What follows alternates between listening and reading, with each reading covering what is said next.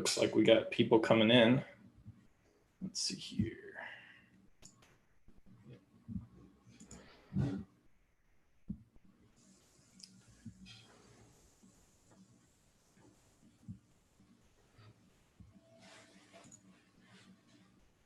So how have you enjoyed the talks you've seen so far? Good. I sat in on the purple teaming one, which was pretty good. Yeah, that was walking through MITRE. So it's a good warm up. Yeah, really. And ready. Yeah. All right, we've got enough people here. We'll get it kicked off. All right, everybody. Again, thank you for coming to InfoSeCon 2020 virtual. I want to say a special thanks to all of our members. And if you're not signed up for the Raleigh ISSA, you should very seriously consider it. Shameless self-plug for our organization. I'm going to go ahead and introduce our speaker, Corey Hill. He started out wanting to go to public sector and law enforcement for cybercrime, but the opportunity arose to chase cyber criminals in the private sector, and it's too good to pass up. He's a father of 2 toddlers and his beautiful wife here in North Carolina, and continued his passion of finding bad guys and kicking them out of environments. Has a master's degree from PSU in Homeland Security, concentrating on information security forensics, and leads a global team of analysts at Citrix. Corey, I'll let you take it away. All right, sounds good. Thank you. I'll get my screen shared here and we will get started. All right. Hope everybody's having a good time so far. Thank you all for joining. As mentioned, I am Corey Hill. I'm a manager over at Citrix for the Security Operations Center. We're a global team, which has been really fun to build during a pandemic.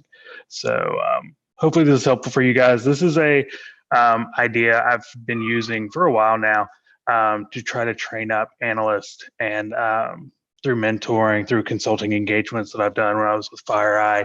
And it's trying to position a mindset, which is very different, I think, than traditional IT, and can really help grow an analyst's ability to actually tackle investigations, and often uncovers more attacker what they've done, and sets up a better incident response, to be honest. So we'll roll right in. Overview. Quick about me. We just had an introduction, so won't worry about through that. I'll kind of set the stage, the analogies that I'm going to use to try to get those things connected before we get started, and then we'll kind of roll into it. So please, if you have a question, post it in the chat as we're going through. Typically, I would like this to be pretty back and forth. So feel free to send out questions, and I will try to answer them as we go along. Otherwise, we'll kind of keep rolling. So yeah, this is me. That fish I caught, I can't say is mine. It's actually my boss's. I caught the bait that caught that fish. But yeah, I have about 8 years now experience in cybersecurity, working through a variety. I started out at Cisco as a security analyst for their MSSP before going into the financial space for a while, and then eventually FireEye to do more intel and consulting around SOC building and incident response. So this is what I kind of looked like my first year coming into cybersecurity. I'm kind of in between these two right now. I don't know which one I'm going more with. If you can tell from the head, I think I'm getting more of the balding. But you know, if any of you have been in cybersecurity for a while, you would say the stress probably does get to that. I like memes, so you're going to see a few memes during this presentation. As mentioned, I originally wanted to go federal government. I did my master's in Homeland Security. I wanted to go be able to see the cool bad guys that way. Coming out of college, though, Cisco gave me the first opportunity, and that's when I got to learn, hey, private sector does get to see some pretty cool stuff too. We're seeing nation state attacks, financially motivated organized crime groups, the whole gambit. So I've stayed on the private sector side since, and it's definitely been an enjoyable ride. I mean, this stuff changes so often.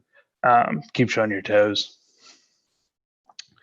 I thought this was an interesting quote to kind of kick things off. A breach alone is not a disaster, but mishandling it is. And we'll kind of go into a lot of that as we're walking through how to handle an investigation as a security analyst, because one missed piece of evidence can throw you off, can send you down a rabbit hole that ends up kind of getting you away from the investigation. And time is valuable when you've got an attacker in your environment. So definitely important thing to follow. So let's make the connection. If you think about the systems and the users in your environment, those are your citizens. You are, as the cybersecurity professional, as the analyst, sitting there, you're sworn to protect them and their data. So just like people at their houses, they have various levels of protection on their house, but you still need to be able to be called out in case somebody breaks in or something like that. So kind of draw it there. The data is their property, and that is what you're trying to keep safe. Just like in the human world, there's folks that are higher risk. Certain parts of town, certain neighborhoods, political figures, public figures, they may be at higher risk for crime, just like your CEO and your board or the people that manage your finances at your company.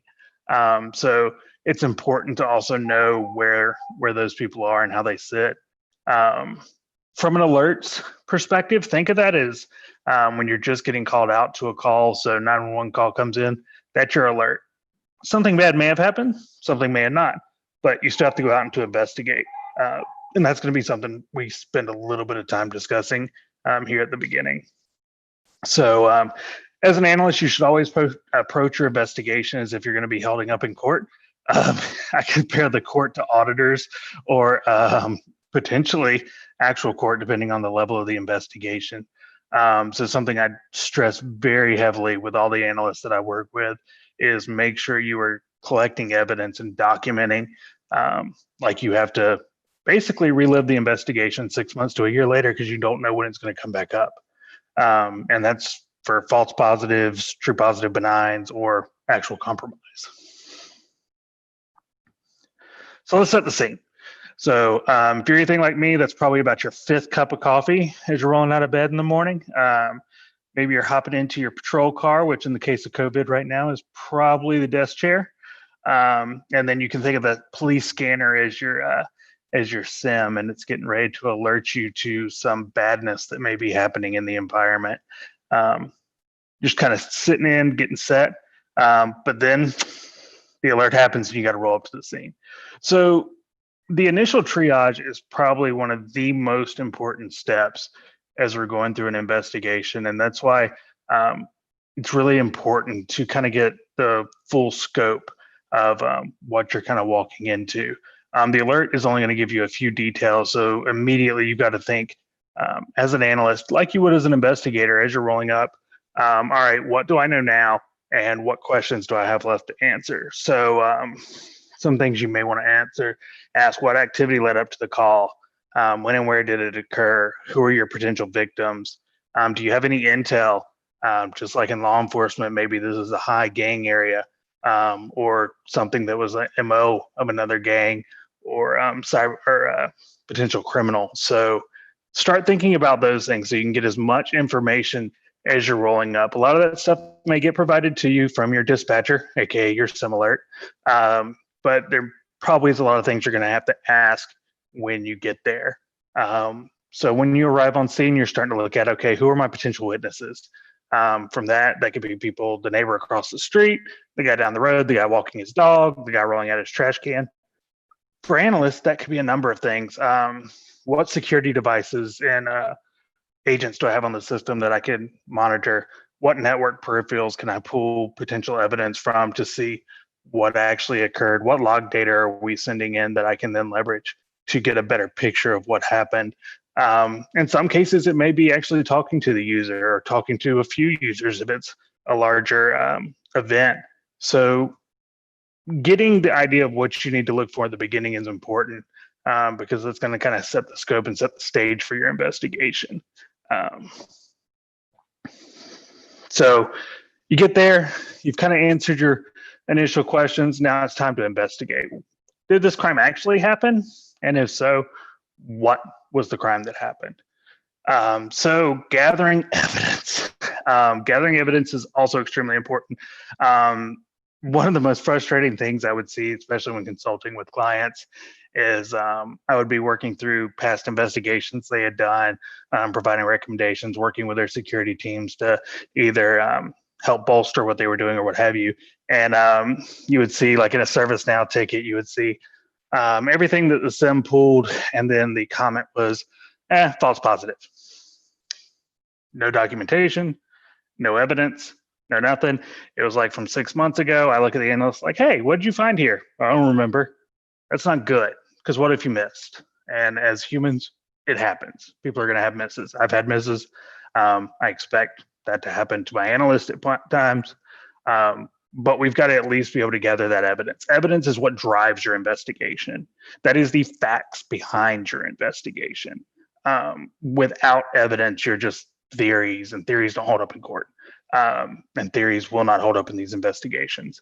You've got to be able to provide evidence, good or bad, false positive, true positive, benign, got to be collected, because that's the only thing you can stand on when you're having to defend your final decision.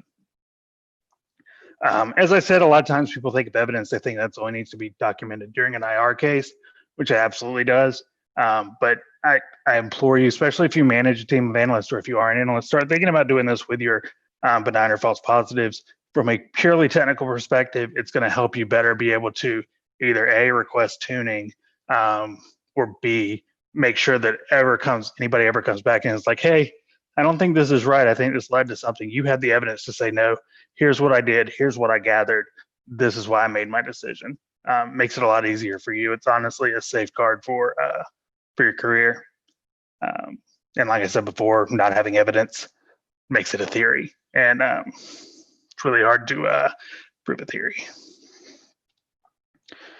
Now, there's two different things here, because some people like to intertwine these, and in some cases, an indicator may be part of the evidence. But an indicator is really the clue that something has happened. The evidence is what either validates or doesn't. So if I have an IOC, say an IP, I had a system communicating out to an IP that is known to house malware. So I'm starting to build, what things am I going to look for to gather that? If I'm just going to go by the indicator, I may say, oh, yep, this is bad. Let's reimage that guy's host. Let's move on. But what if it's a major web hosting environment that hosts thousands of websites? Chances are maybe it wasn't actually bad. So you've got to go through your steps. This is a simple example, but you've really got to go through your steps to be able to say, all right, were any files downloaded? Can I pull the URL for the site? Can I see the URI? After they go there, did they get redirected? Was there a malvertising ad set up on the site? Kind of have to walk through all your steps to validate whether, yeah, this is an indicator something bad happened, but need the evidence to prove it. Indicator is really what kind of keys you off to the crime. So when you think back to the SIM example being your dispatcher, the indicator may have been the person calling in to the 911 operator saying, hey, X crime happened to me. So when you're collecting your evidence and when you look at these indicators, try to collect as much as possible.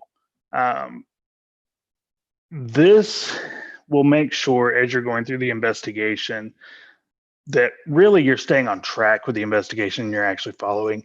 I worked in IR probably about a year ago, and we had one indicator that popped up, and one of the other IR analysts took it and ran with it. I mean, drug it to the ground thinking, yes, this meant bad. We ended up pulling images for 3 or 4 systems that then had to be forensically analyzed. We spent a lot of time trying to get network metadata out to be able to do the investigation. And honestly, we probably wasted too many cycles on it. Later came back to be it wasn't an indicator, there wasn't evidence to prove it was any way related to the attack or anything malicious happened with it. And even as we got to the final and produced the report, it didn't even make it into the report. And it really just kind of killed some cycles. So we really have to think, even as we're documenting and walking through the investigation, understanding, is my evidence leading me here, or do I just have this one piece of data that may or may not be relevant? Documentation. I'm probably going to spend the most time on this one. This meme is me all the time when I'm talking to other SOC groups. I find your lack of documentation disturbing. People hate doing documentation because it takes up so much time. but it saves so much time in the long run. If you are in a heavily regulated, audited environment, documentation is absolutely key because they want to have proof. They want to be able to say, yes, you're following each of these standards. And the crazy thing, if you haven't been through an audit, is there's the standards they're going to go through, but they're also going to ping off questions of what you show them and what they see. And it's really up to the auditor's discretion if they're going to let you buy or not. So I cannot stress enough how important documentation is. Now, there's ways to automate pulling in some of this documentation and stuff. That's where the whole SOAR market has really come in. But people have got to look at documentation as a enabler as opposed to a hindrance. It's definitely mundane. It's definitely difficult to do. But if you think, like, if you go ask somebody in law enforcement, I remember when I was interning with the North Carolina State Bureau, we spent more time at our desk doing documentation than I ever spent out of the field. Because again, their cases are going to court, and yours have that same kind of weight behind them when it comes to an organization, and being able to protect it, not only from threats, but reputationally, and various other risk factors that come in to the org that you're kind of protecting them from. So documentation is key. And there's important parts of documentation, right? So if you were to take a police report, think even when you've gotten a speeding ticket or something like that, and you go through, it's telling you the time of day, the vehicle you were driving, what the weather was like outside, how busy was traffic, obviously how fast you were going, all those how they detected you. Did they catch you with a radar? Did they do a drive-by and use the GPS to kind of gauge your speed by getting behind you? Numerous things. That sheet ends up being huge for something as small as a speeding ticket. Same idea when you guys are working your alerts. Make sure you're documenting the full thing out. What time did this happen? What alerted me to this? What systems were involved? What were the processes that may have been involved? What network traffic was I able to gather? Who is the user? What kind of data do they have access to? Same thing for the system. Is this a server or a workstation? And what is it being used for? Gather all that data and document it so that when you come back to it, or if another analyst has to come back to it because they get a similar alert later, all that is there, and it's going to save everybody so much time and heartache than having to redo it all over again or try to pull it from memory, which usually doesn't happen because most analysts see hundreds to thousands of alerts through a week. So documentation, if I can stress anything through this, documentation is absolutely the key. Like if you look at evidence and documentation, they're like right there at each other. It's so important. It's so important for what we do as protectors of our organization. This is the proof we're doing it. So documentation, document all of the things. But who has time for that? As I said, automation definitely helps in a lot of areas, but as an enabler, you're helping your other analysts out.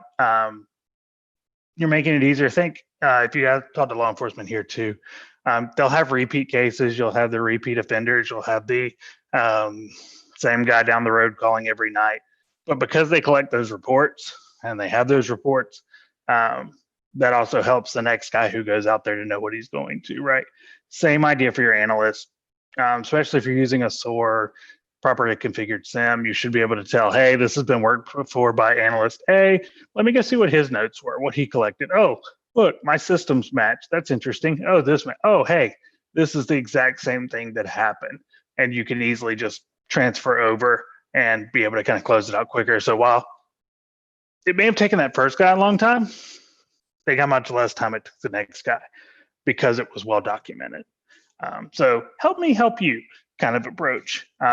It really is a way to kind of build out what you're doing as an analyst and be able to adequately show and help your next guy out when he picks up something similar. So before I get into this, I'm going to see, let me pull up the questions. See if I've got any sitting in here. I don't think so. So some of the key takeaways, and there's one more here that I'm going to add that I think is also important as we're going back through this. So your initial alert, your 911 call, make sure you're collecting your evidence. Make sure your investigations feel like they can hold up in court. That's super important. Document all the things. Evidence validates. Without evidence, it's just an opinion. But also think about the after action. So I would almost consider the after action like being in the courtroom and kind of being tried for the investigation, because this is where you're going to identify where you may have screwed up or where gaps are in your investigation. And now those gaps may be something that you did, may be related to something, a visibility gap that you just don't have the data to be able to fill that up with. Could be a process gap, could be a number of things. But going back and doing a real review is going to make sure that the next time this incident happens, the next time this attack occurs, you're able to adequately respond to it. And also you are, you're able to provide the most evidence and data to back whatever happened. Just like what is the saying? Ignorance of the law is no excuse, that the court will say. A lot of times, especially if you end up with something going to court, not having the visibility is not considered an excuse either, because it's on you and it's on the company's liability to make sure you're doing everything you can to protect your users and protect the data that's there. And that data is not just your users. That data could be your customers. That data could be a number of things. And especially as we're starting to see, I mean, look what GDPR has done from a privacy perspective.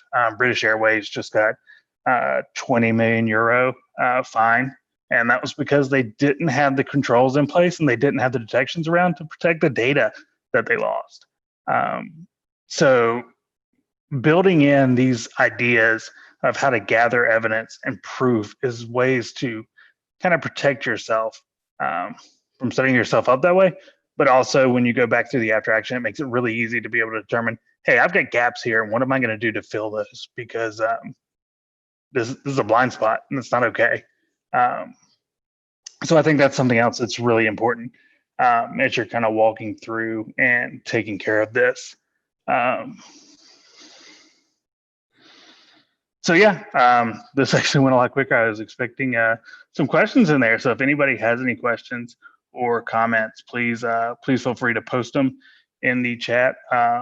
Otherwise, we'll kind of keep this one a little bit shorter, I guess. Here's my email, Twitter, LinkedIn, if you guys want to follow me. Twitter, I'm not as active on as I used to be, but I occasionally get on there and share some stuff, but I do the follow back. So feel free to reach out there. I'm always up for connecting with people and helping out with that. So let's see, 1 second. Looks like we have some chats coming through. Any questions, comments, concerns, life experiences? No, I thought this was great, guys. If you have any questions for him, feel free to post them in the chat.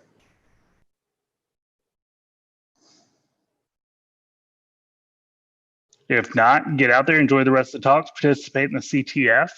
That looks like that's going to be a lot of fun, and I'll catch you guys in the lounges maybe. All right, everybody take care. Sounds good. Take care, guys. Don't forget to tune in tomorrow as well.